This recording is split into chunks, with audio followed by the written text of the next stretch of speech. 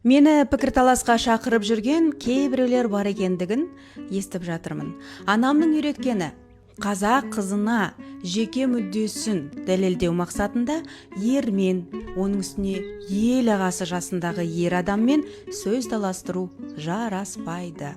Айтарым бар, арманым бар, дей келе тәрбием жіп бермейді. Дұрыс түсінесіздер деп ойлаймын. Көкірегімді дәлелдеу үшін дауласуға жоқпын. Ел үшін бірігіп жұмыс істеуге бармын. Тырнақ астынан кір іздемей бірге жұмыс істейікші, ағалар. Біздің жұмысқа ақыл қосамын, жүкті бірге көтеремін демесеңіз де, тілектес болғаныңыздың өзі маған және бізге үлкен күш.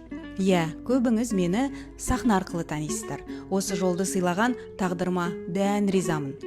Өнер жолы маған ең басты нәрсені, халықтың мұң-мұқтажын көре білуді, қиындығын сезе білуді үйретті. Сондықтан да мен халық партиясындамын. Жалғасы бар.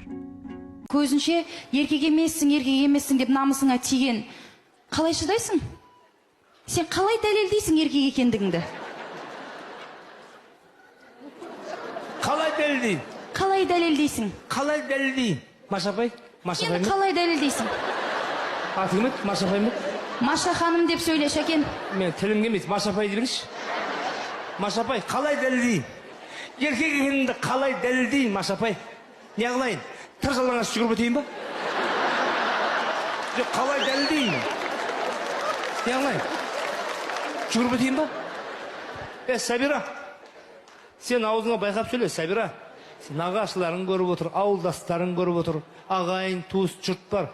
Түнде еркек екендерін дәлелдей алмайсыңдар дейсің, Сәбира сен. Аузыңа байқап сөйле, Сәбира. Сен ба мені сүндетке отырғызған, Сәбира? Шәке, қой деймін саған не? Айыр әмесі не? Сәбира.